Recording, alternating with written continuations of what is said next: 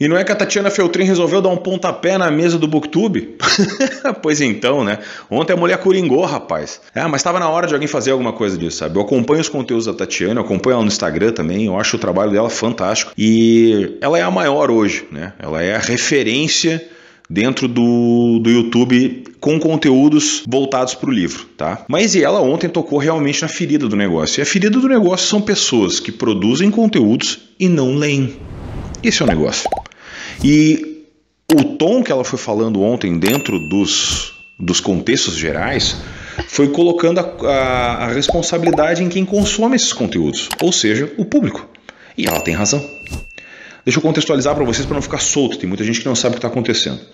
Teve uma produtora de conteúdo, então, que fez um videozinho lá naquele estilo de videozinho dos jovens dinâmicos ali, né, caminhando com o livro, contando, sabe, criando toda uma narrativa do Drácula de Bram Stoker. E o Drácula é um clássico da literatura, é um romance epistolar e, cara, quem não leu, infelizmente, está perdendo tempo. Mas ela fez o conteúdo dela deixando claro que ela não tinha lido, porque ela trocou nomes, trocou contextos e não se fez aquela tipo de resenha que esse pessoal costuma fazer, que é aquela resenha solta, sabe? Sem nome, sem nada. Tu vê que o vídeo é editado, ou seja, passou por revisão e tal, enfim. Isso passou para a editora, porque é uma publi paga aquilo ali. Com certeza ela ganhou grana porque a editora repostou e fez todo o negócio e tal. E mesmo que não tenha sido pago, daqui a pouco ela ganhou o livro para fazer aquele negócio, tá? E ela tem bastante seguidores.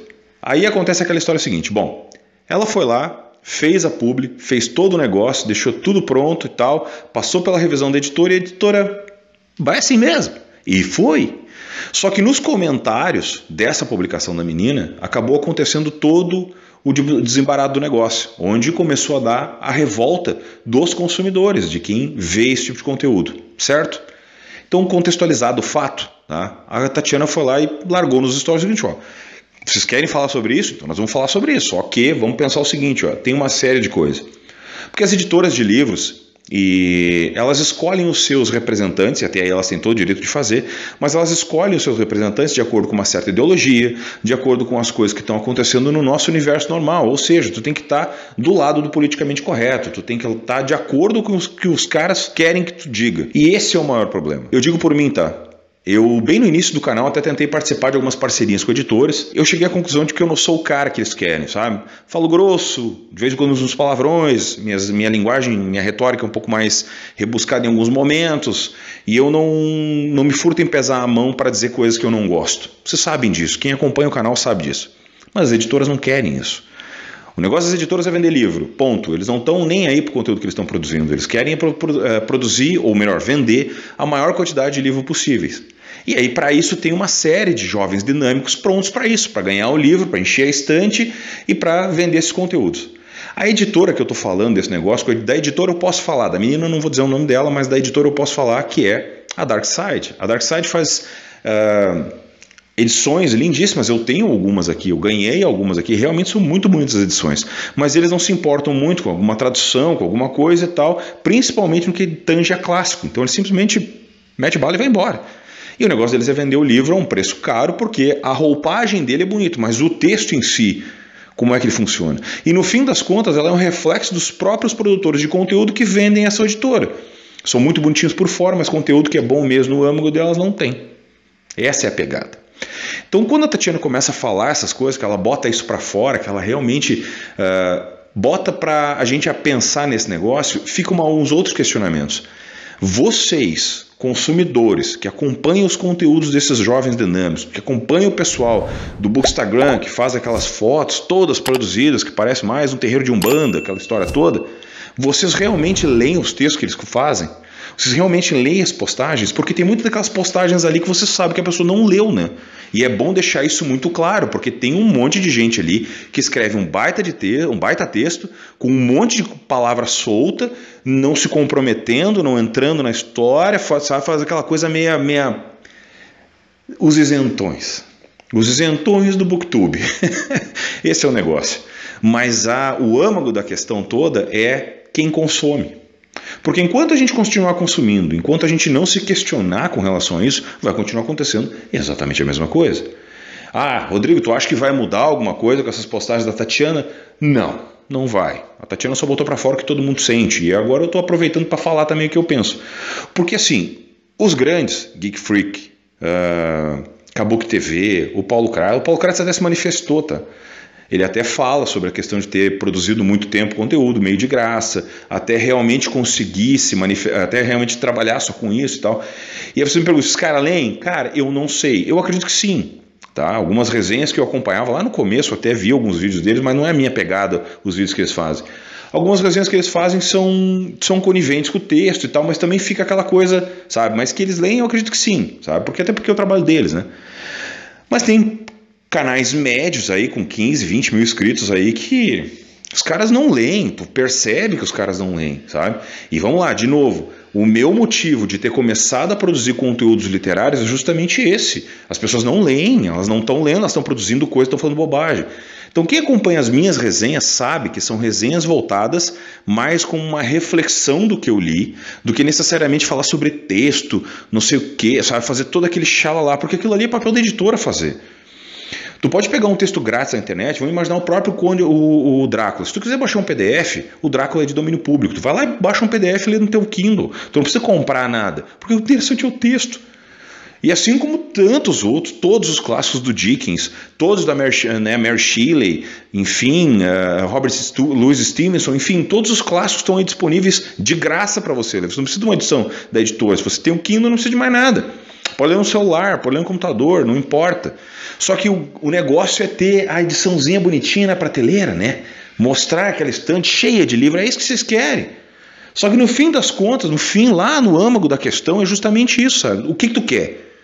Consumidor, tu quer ver o pessoal fazendo dancinha com o livro, tu quer ter o livro na estante ou tu quer ler e adquirir o conhecimento? No fim das contas, a pergunta cai no qual de vocês que estão assistindo. Quem assiste as minhas resenhas sabe exatamente o que eu estou falando. Olha, inclusive eu não tenho um ritmo tão grande de leitura comparado a esses caras aí que ficam escutando o livro, né, fazem um audiolivro, aquela história toda, para fazer resenha, porque tem cara, eu vi um cara num canal menor aí que o cara disse que leu numa semana o It. É mentira, cara, o cara não leu. Não leu porque é impossível, a não ser que ele passou a boleta 24 horas por dia acordado para poder ler o It numa semana. Ou melhor, pode até ter lido, mas entendeu o texto? Não, né? Pois é, cara, aí é que tá. De novo, a quantidade de livros lidos no ano não faz a menor diferença se você não aproveitou a leitura. Eu falo isso no canal sempre. Vi uns outros caras falando, até eu dei fiz uma crítica num outro falando sobre o Instagram, que o cara disse que deu 120 livros no ano, mas, cara, tu leu, mas tu entendeu ou tu lê só porcaria que tu simplesmente quer ter número? No fim das contas é isso aí, as pessoas estão preocupadas com umas coisas que não fazem nem sentido. E aí quando tu faz um conteúdo sério, tu não tem relevância, as editoras não te procuram, os próprios autores não te procuram. Vou dar um exemplo para você que está acontecendo comigo, tá?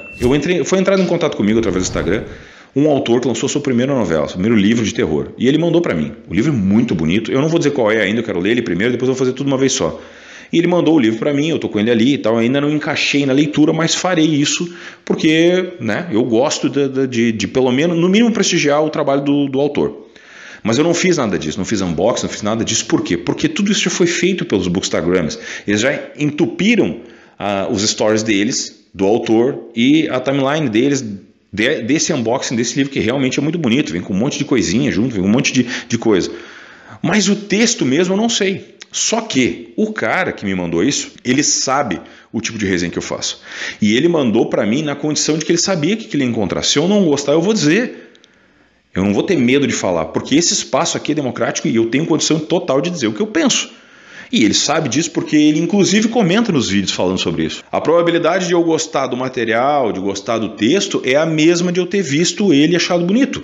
Pode ser que seja um excelente livro, mas eu só vou saber depois que eu ler. E eu não tenho o rabo preso com ele de ser obrigado a falar bem do livro dele. Entende como é que fica? Então toda vez que tu vai lá e tu te propõe a fazer, né, a trabalhar com uma editora, e aí tu vira parceiro da editora, que tem todo ano, no início do ano, aquela briga para tu, né, os booktubers brigando para entrar como parceiro de editora, tu fica exatamente ali, na mão da editora, para dizer se tu gostou ou se tu não gostou do livro. Só que se tu começar a fazer resenhas negativas dos lançamentos da editora, é óbvio que tu não vai entrar no ano que vem e é bem provável que as tuas postagens não vão nem ser compartilhadas pela editora. A Tatiana não tem rabo preso, por quê? Porque ela faz, vamos lá, eu faço a mesma coisa que ela e ela também faz. Ela não recebe livros, ela compra os livros que ela quer ler. E o fato de tu ter essa liberdade para tu poder ler o que tu quiser no primeiro momento, para tu poder dizer o que tu pensa, não tem preço. Porque são poucos, né, poucos lugares onde tu pode realmente dizer o que tu pensa.